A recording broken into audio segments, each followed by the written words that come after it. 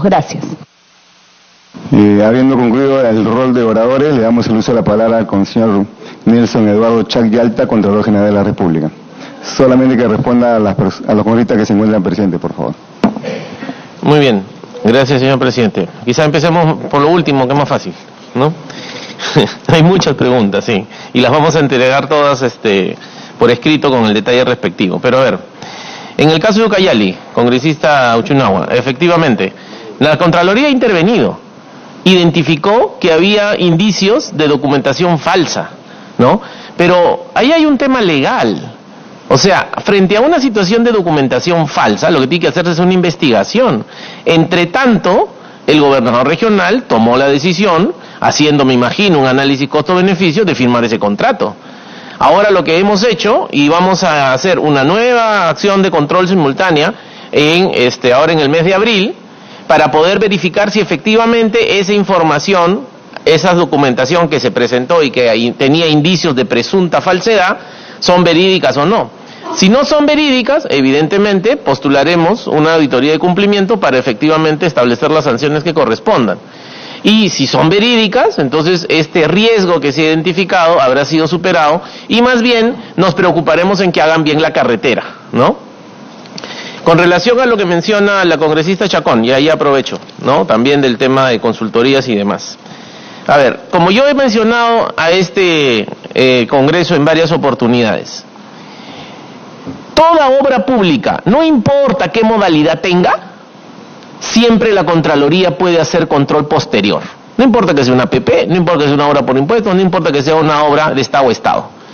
Pero ¿qué significa hacer control posterior? Yo no veo nada hasta que me entreguen la obra y hasta que entre al patrimonio público. ¿Qué pasó antes? No sé. Ni siquiera puedo intervenir. O sea, cuando se trata de una obra por impuesto, yo hago el control previo, que además es un control previo, a mi juicio, bien inútil. Porque a cada rato les decimos, esto está mal, el expediente está mal, hay problema financiero, pero al final, igual, las autoridades, porque es legal, en el uso de su discrecionalidad como gestor, decide obviar las recomendaciones de la Contraloría y hacen sus convenios de obra por impuesto. Y cuando hacen sus convenios de obra por impuesto, durante todo el proceso de ejecución, yo no puedo ni siquiera mirar esa obra. Porque en estricto rigor, legalmente, a pesar que lógica y conceptualmente es una obra pública, legalmente esa es una relación privada. Entre quien le va a recibir los CIPRILs y hace la obra por impuesto y el contratista. Entonces yo ahí no puedo hacer nada. Es así de simple. Todo está hecho para que la Contraloría solo intervenga al final, cuando ya está todo consumado. Y eso significa hacer control posterior. Es por eso que varias de las auditorías que hemos empezado a hacer, incluso de obras por impuesto, da cuenta de la realidad que ustedes mismos dicen, que hay muy buenas obras, pero hay también de otras. Pero la solución, ¿cuál es? A nuestro juicio, poder intervenir con este modelo de control concurrente en el caso de las obras por impuesto durante el proceso de ejecución, que la Contraloría mire el expediente técnico, porque eso es lo que nunca hace la Contraloría. Ahora estamos mirando el expediente técnico, porque ahí, como bien decía el congresista Castro, o sea, la coima no sale de la utilidad de la empresa, la coima sale de la sobrevaloración. ¿Y dónde está la sobrevaloración? En las obras, en el expediente técnico. O sea, no hay que ser experto en darse cuenta de eso, hasta los ciudadanos saben eso. Pero la Contraloría nunca miraba los expedientes técnicos. Ahora lo estamos mirando, pero el control concurrente, es por eso que para nosotros es realmente muy importante que este modelo de control concurrente, que analice el expediente técnico, no con auditores, contadores. ¿Yo qué voy a hacer con enviar a un equipo de contadores a que mire el expediente técnico de un hospital? Tengo que enviar médico, tengo que enviar arquitecto médico, biotecnólogo. Entonces, todo ese esfuerzo de captar y retener personal por parte de la Contraloría Especializada es el que estamos haciendo. Pero para eso necesitamos el apoyo del Congreso. En uno de los proyectos de ley que he mencionado, permite expandir el modelo de control concurrente por fuera de la reconstrucción con cambios, y he dado un paso más allá. Oye, esta es una buena idea, mirar y evitar que las cosas pasen antes de que ya sea muy tarde, no solamente para las obras, sino también para los bienes y servicios. Pero retornando a lo que mencionaba la congresista Chacón, es verdad. ¿Qué pasa cuando se trata de una obra en un convenio Estado-Estado? ¿no? O sea, y voy a ser totalmente transparente. El caso de los Panamericanos. Hemos hecho todo el despliegue del control concurrente, es porque ha habido una buena voluntad y predisposición por parte de la COPAL y por parte nuestra. Pero legalmente no tenemos alternativa. Si la COPAL nos hubiera dicho, mira, esto lo hemos hecho con los ingleses y ustedes no tienen nada que hacer, hubiéramos tenido que esperar a que entreguen los Panamericanos y ahí veremos, ¿no? Y eso es lo que está pasando con el tema de las obras de Estado a Estado, las obras por impuesto y también las APPs. Es por eso de que la Contraloría ya hemos empezado a trabajar y estamos participando, por ejemplo, en los grupos de trabajo que ha impulsado el Ministerio de Economía y Finanzas y el gobierno británico, para poder crear un marco regulatorio que permita aprovechar las bondades de un convenio de Estado a Estado, pero que no minimice la posibilidad de control. En esa misma lógica hemos trabajado esta iniciativa de mejorar el control gubernamental por obras por impuesto.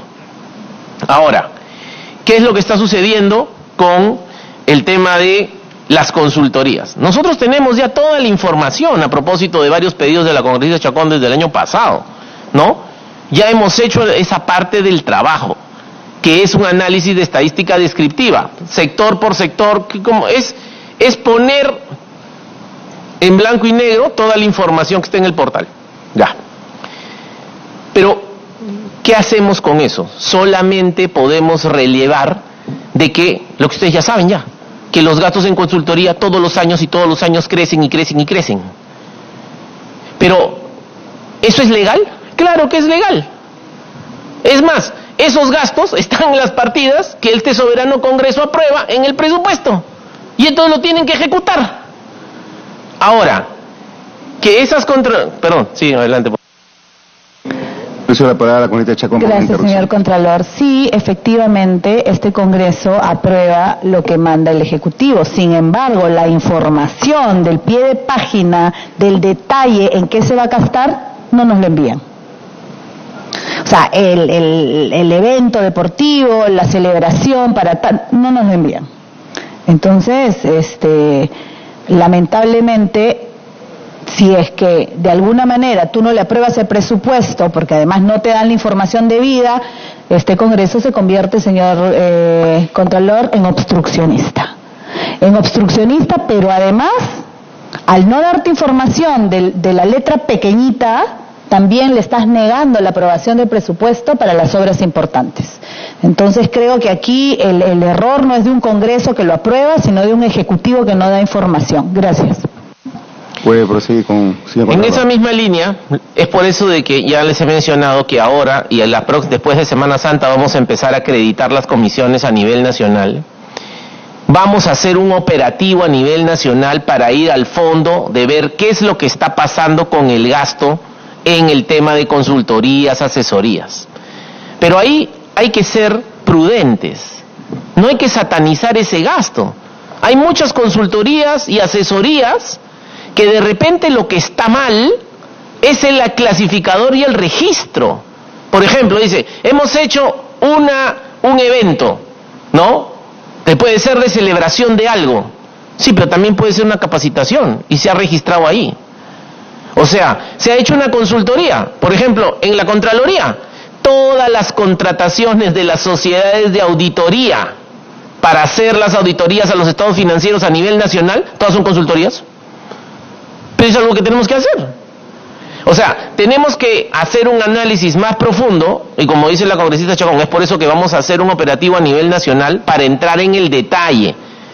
Quiero ver cuál es el producto de cada una de las consultorías y ver si ese producto, no voy a discutir si es legal o no, porque seguramente es legal, pero al menos tener la información, oiga, ese producto de consultoría, ¿ha servido para algo o no? O sea, ¿lo han usado o no? La Contraloría no es capaz de pronunciarse si ese producto es bueno o malo. Esa no es nuestra competencia. Pero sí nos podemos pronunciar en dos cosas evidentes. A ver, esta consultoría se ha pagado tanto. ¿Para qué? Mira, se ha hecho este documento. Ya, ¿y qué ha pasado con ese documento? No, está colgado en el anaquel. O sea, tú pagas, usas recursos públicos para en lugar de comprar libros, haces consultorías para que adornes tu anaquel. No tiene sentido, ¿no? O igual, ¿qué otra cosa que también es evidente que hemos visto en algunas de las auditorías? Mira, se ha contratado, y ahí, ¿qué cosa ha producido? Este documento. Oye, pues ese documento es igualito prácticamente el que se ha hecho el año pasado. Y ese no ha servido y este tampoco. Entonces, con esa información de ese operativo, vamos a poder efectivamente focalizar nuestra atención y usar un nuevo tipo de auditoría que hemos creado, que no es la auditoría que dura 6, 8 meses, pues, sino que es un proceso de control posterior célere. En 60 días debe estar resuelto, postulando las sanciones, sobre todo de naturaleza administrativa, que correspondan, ¿no? Porque en ese sentido, sí es verdad que en la Contraloría el procedimiento administrativo sancionador, ¿no?, y la propia auditoría se demora un montón. Eso es parte del proceso de reforma, que este año lo vamos a resolver. O sea, cuando se hace una auditoría, la auditoría puede demorar 6, 8 meses en hacerse. Perdón, adelante, sí, con la presidencia. La segunda intervención la vamos a dar a la muy pequeñita, porque sé que ya estamos aquí hace mucho tiempo, pero creo que ese es un tema bastante importante. Y ese es un problema, y es verdad lo que dice el señor Contralor. A todo le llaman consultorías. A todo le llaman consultorías y a todo le llaman asesorías.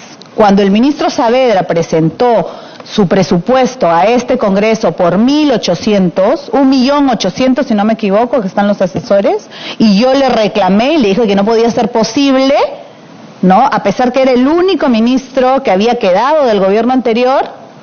¿Qué hizo después? Sí, es verdad, lo reestructuró. Y era exactamente el mismo monto, pero ya lo dividió por otros ítems. Entonces eso es un engañamuchachos, señor Contralor. Llamemos las cosas por su nombre. Efectivamente hay actividades que se tienen que hacer, como por ejemplo las auditorías. Llamémosle auditorías, no le llamemos consultorías, porque esto nos está llevando a que existan autoridades que no necesariamente son rectas, ¿no?, que utilizan las consultorías y las asesorías para empezar, comprar prensa. Mala prensa, por supuesto. Porque lo que hacen es con ese dinero de publicidad y consultorías, luego pues quien lo critica, ¿no es cierto?, por un lado. Por otro lado está el tema de consultorías y asesorías de gente cercana a mi ideología, cercana a mis amistades. Entonces se presta, señor Contralor, para muchas cosas. Llamemos las cosas por su nombre. Creo que esa podría ser la primera tarea que deberíamos de hacer, y yo sé que usted en la Contraloría podría sugerir cambio de nombres para muchos. Sí, efectivamente. Producto de ese estudio o de ese operativo de control, que va a ser un informe de control igual que va a estar público y se va a presentar acá al Congreso, una de las recomendaciones que a mí me parece, como coincido con usted, es que hay que repensar la nomenclatura del clasificador, ¿no?, y llamar las cosas por su nombre y separar, porque una consultoría, pues es un estudio para hacer el expediente técnico, pues eso es fundamental.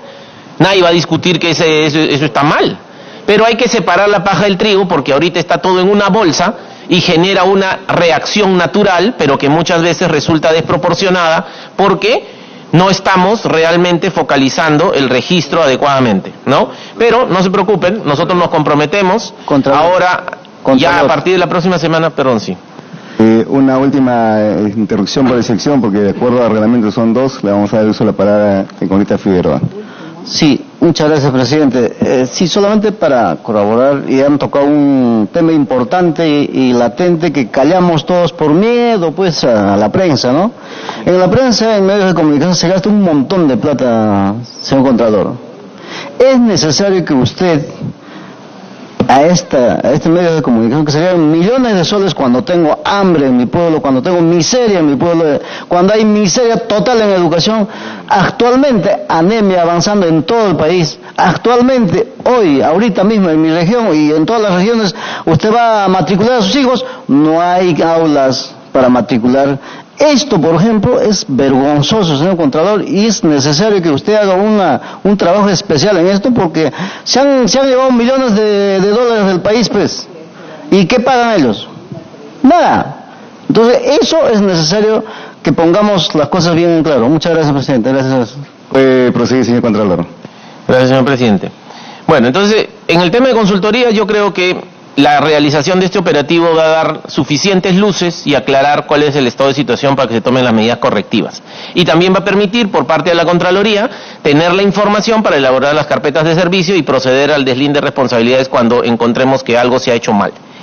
Pero en la misma lógica está el tema de los perfiles, y ahí aborno el tema que mencionaba el congresista Trujillo. O sea, la idea de un operativo no es sancionar.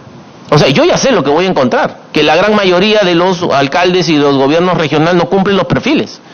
Pero lo que hay que hacer es, a partir de esa información, resolver el problema. O sea, para eso he creado esta figura y he expandido esta figura de los operativos a nivel nacional, a partir de una muestra representativa, estadísticamente inferencial. Así ha nacido el tema de las obras. Yo que viajo tanto, y en todas las audiencias públicas nos dicen Contralor, esta obra está paralizada, está paralizada, está paralizada. Bueno, pues hagamos un estudio, ya tenemos toda la información, entonces podemos construir una solución. Lo mismo va a pasar con el tema de los perfiles, porque como en la anécdota he mencionado, hay perfiles y perfiles. Hay perfiles que no tienen los criterios básicos de proporcionalidad y racionalidad. O sea, no se le puede pedir un perfil a un profesional en una entidad como si estuviera en Lima. Pues no hay. Entonces, ahí pierda cuidado, no es nuestra intención hacer el operativo para proceder de frente a la sanción de todos estos funcionarios, sino que más bien es encontrar la información cuantitativa y cualitativa que permita plantear una solución estructural.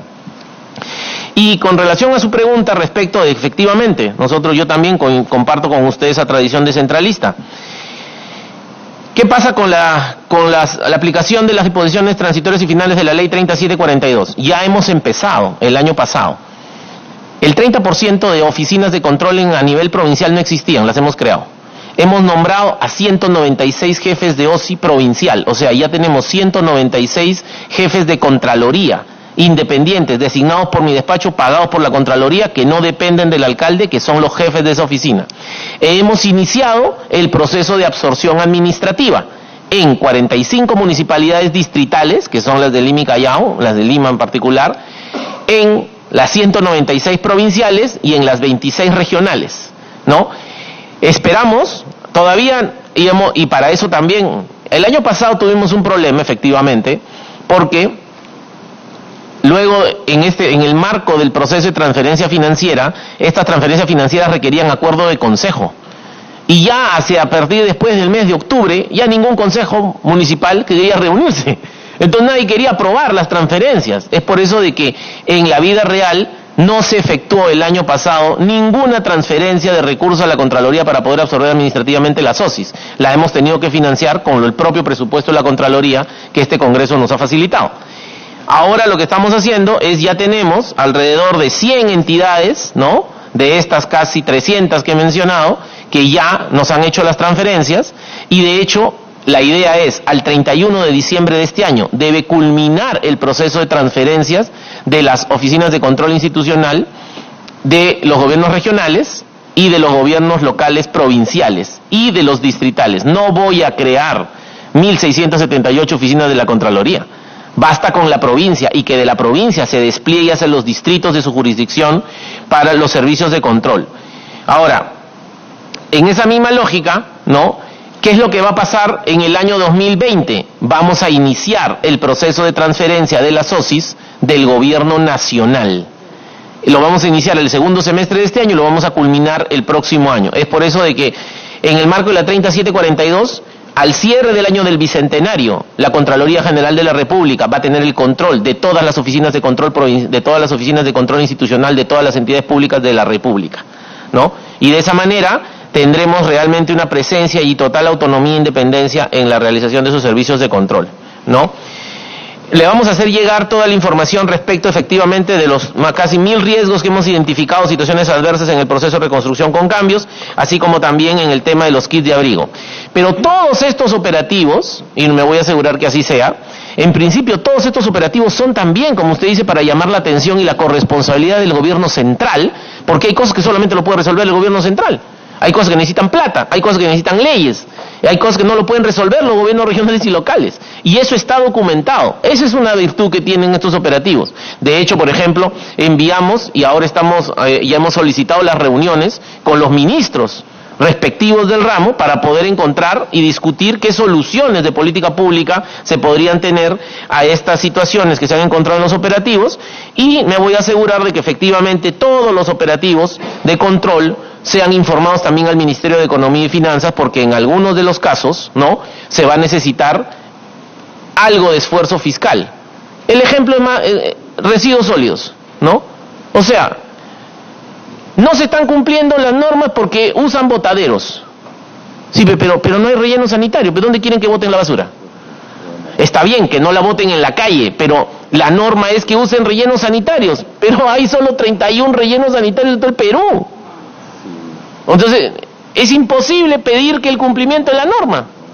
Entonces, hay muchos temas vinculados a que no se cumple la normatividad y por tanto la Contraloría tiene que intervenir, pero que requieren una atención más desde la perspectiva de la política pública. Tomando en cuenta esto, vamos a darle la palabra con Lidia Trujillo. ¿Cuánto es el monto de la corrupción, y con estas acciones qué tanto se está reduciendo? Esa es una gran pregunta, congresista, ¿no? ¿Qué es lo que ha pasado? Se estima que el monto de la corrupción vinculado al presupuesto actual superaría los 17.000 millones de soles en la contratación de bienes, servicios, obras y de personal. Esa es una extrapolación de un estudio que en su momento hizo la Contraloría y que luego fue perfeccionado por la Defensoría del Pueblo, ¿no? Ya, mire, con que reduzcamos el 20% de eso, ya es bastante, ¿no? Y yo creo que eso es perfectamente posible en la medida de que el control concurrente se expanda a nivel nacional, ¿no? Con relación al tema de el tema de 2 megaproyectos, empezando por el de Maje-Sihuas, ¿no?, que ha mencionado el congresista Paza.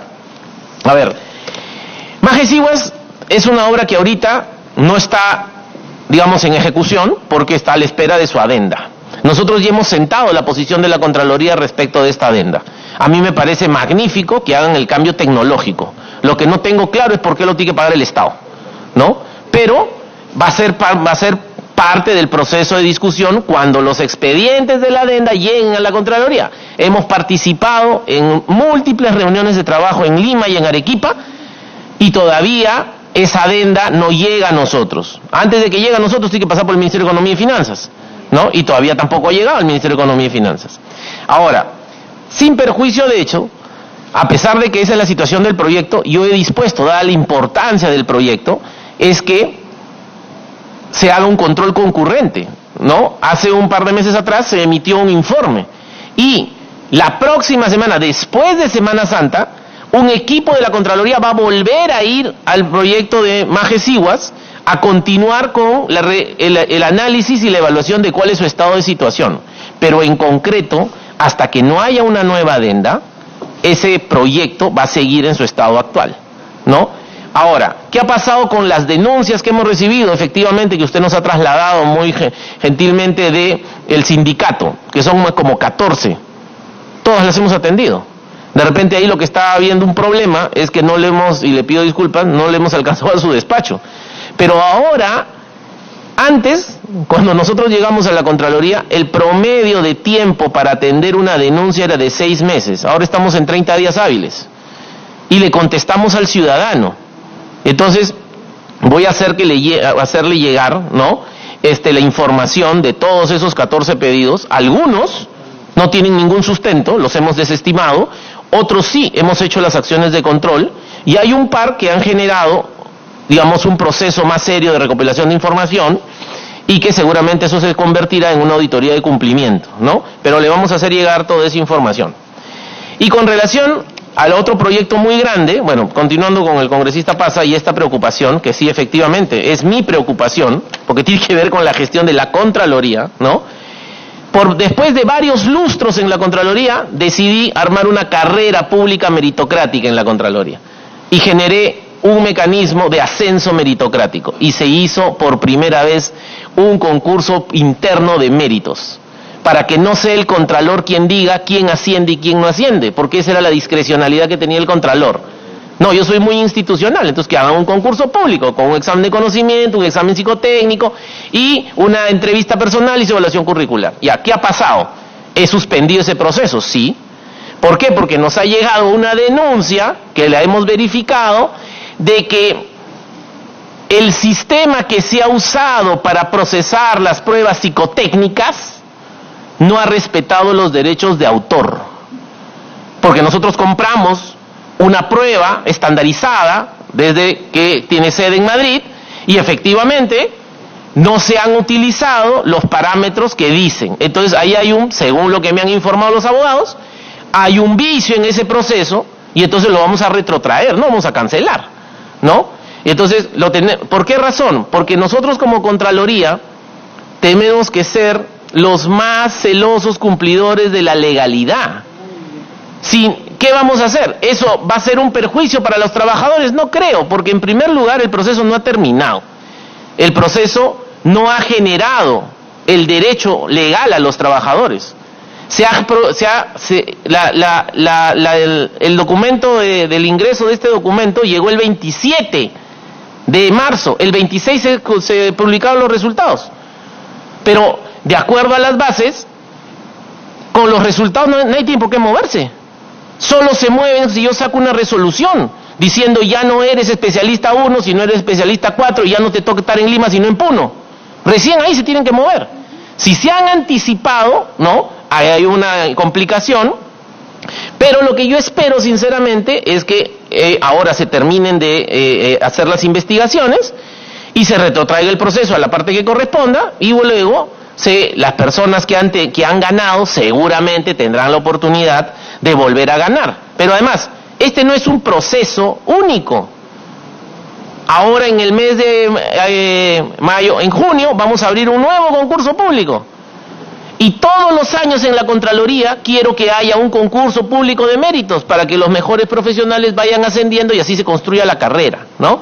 Entonces, al igual que usted, señor congresista, nos ha llegado casi 5 pedidos de señores congresistas sobre este particular y he dispuesto ya que la próxima semana les estén contestando a su despacho cuál es el derrotero de que va a seguir los resultados de este concurso público de méritos en la Contraloría, ¿no? Y con relación a otro proyecto muy grande, ya para ir terminando, que es lo que mencionaba el congresista González, ¿no?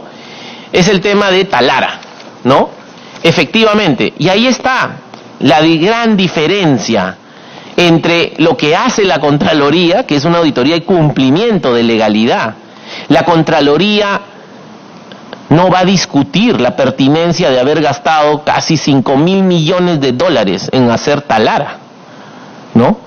Lo que yo opine sobre si eso es bueno o malo, hubiera sido más prioritario hacer otra cosa, menos prioritario, eso es una posición técnica, una posición personal mía. Pero en modo alguno la Contraloría se va a pronunciar sobre si eso es pertinente o no. Esa fue una decisión de la política pública y lo que nosotros vamos a chequear es que el proceso de construcción de Talara se haya hecho de acuerdo a la normatividad vigente y que no se hayan festinado ningún procedimiento, ¿no? Es cierto lo que dice el congresista González. Formalmente este proyecto empezó como en 1.300 millones, ¿no? Ya está en 5.000. Se han emitido y tenemos toda la información. De hecho, hemos hecho una auditoría al tema de los bonos, ¿no? Que se lo vamos a alcanzar. Ya está por concluir. Y entonces, ¿qué se ha verificado? Que efectivamente se han aplicado los recursos en donde tenían que aplicarse y que todavía hay un saldo, ¿no? Y que incluso estaban pidiendo un financiamiento adicional, ¿no? Porque el Congreso a través de una norma, de una ley, les autorizó 3.000 millones, creo, ¿no? Y solamente se han colocado 2.000, faltan 1.000. Pero, y lo que vamos a hacer es ahí, hemos hecho también un modelo de control concurrente, hemos advertido de ciertos riesgos. Lo que más me preocupa es el descalce de tiempo que va a haber entre la puesta en marcha de la unidad central de procesamiento que tiene a su cargo técnicas reunidas y de las unidades auxiliares, porque técnicas reunidas va a terminar en el plazo que le corresponde y no se va a poder probar, porque no funcionan las unidades auxiliares, y entonces ahí va a haber problema, porque nos van a decir, sí, claro, no hay ningún problema, yo espero, sí, pero por cada día de espero te voy a cobrar, ¿no? Entonces, ese es un tema que en su momento ya lo hemos conversado con las autoridades de Petroperú. Estamos en constante coordinación, ¿no? De repente el señor presidente de Petroperú, que entiendo también está citado a esta comisión, podrá dar mayores luces sobre el particular, pero para nosotros el tema de la refinería de Talara va a ser uno de los temas fundamentales de nuestro programa de auditoría del año 2020, en donde se supone que hacia más o menos el mes de mayo debería haber culminado y ahí va a hacerse una auditoría. Y ya les adelanto, no vamos a hacer una auditoría nosotros solos. Yo ya he tomado la decisión de hacer una auditoría coordinada con otras entidades de fiscalización superior de la región que tienen más capacidad y más conocimiento en términos de refinerías que nosotros. Entonces, ese va a ser un trabajo muy interesante que se va a desarrollar durante el próximo año, ¿no? Y bueno, con relación digamos que hay elementos permisibles para la corrupción sobre el tema del concurso oferta que mencionaba el congresista Quintanilla, es verdad, eso es verdad, ¿y a qué quieren que les diga? Así es cierto, pero ¿cuál es la solución a eso? Parte de la solución es el control concurrente, congresista. ¿Por qué? Porque la Contraloría ahora va a mirar los expedientes técnicos con especialistas, no con contadores, sino con ingenieros, con médicos, con lo que sea necesario. ¿Para qué? Para que puedan desarrollarse adecuadamente esas obras. Pero eso no lo podemos hacer en todas las obras, porque para eso necesitamos que se apruebe la ley, porque ahora solo lo hacemos para el control de la reconstrucción con cambios. ¿Y qué ha pasado con la reconstrucción con cambios? Es obvio pues que está retrasado, pues es obvio, ¿no? Pero ¿eso es por qué razón? En parte porque uno no puede hacer construcciones, uno no puede hacer una casa si no tiene plano, pues. Y no puede tener plano si no hace estudio. Y eso es lo que ha pasado. En la vida práctica no habían planos ni estudios. Entonces, ¿cómo van a hacer las reconstrucciones? Todo el esfuerzo prácticamente del año pasado ha sido en construir todos esos estudios. Es por eso que yo mismo he mencionado, fíjense, cuando se hizo el operativo en octubre del año pasado, si mal no recuerdo, el nivel de ejecución acumulada de la reconstrucción con cambios en ese entonces era de 1.025 millones de soles. O sea, 1.000 de los 25.000. O sea, nada, pues. Pero ese número, ahora que se va a hacer la evaluación, ahora la primera semana de mayo, como se los he comentado en este operativo, y sobre todo, cuando llegue octubre del año próximo, de este año, ese número debería estar en el orden de los 7.000, por lo menos. Porque va a haber una explosión, un incremento exponencial. No es que, ¿cuánto cuesta hacer el estudio? El estudio cuesta 3 millones, pero la obra cuesta 100.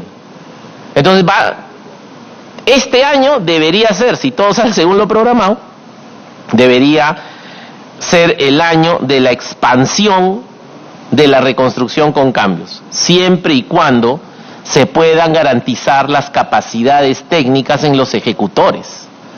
Hay que ser consciente que muchas de las obras las van a hacer los gobiernos regionales y los gobiernos locales. Y ahí yo creo que, sin desmerecer la vocación descentralista, hay que ser realista. Yo cada vez, y se lo he mencionado a las autoridades del sector salud, incluso en su momento al primer ministro, para mí, ningún gobierno regional tiene la capacidad técnica para poder ejecutar, por ejemplo, un hospital tipo 2, 2.1, 2.2, 2.3. No tiene. Todos los hospitales de esa naturaleza en todo el Perú, ejecutados por los gobiernos regionales, todos tienen problemas. O están paralizados, o les hemos hecho auditorías, o están mal hechos, hay problemas. Y eso es así. Entonces, ¿qué hay que hacer? Hay que ser práctico, pues. Todas esas capacidades hay que concentrarlas en el Ministerio de Salud, y que el Ministerio de Salud construya todos los hospitales de esa categoría, punto. Al final, al pueblo lo que necesita es que el hospital funcione. No importa tanto si lo hace uno o lo hace otro.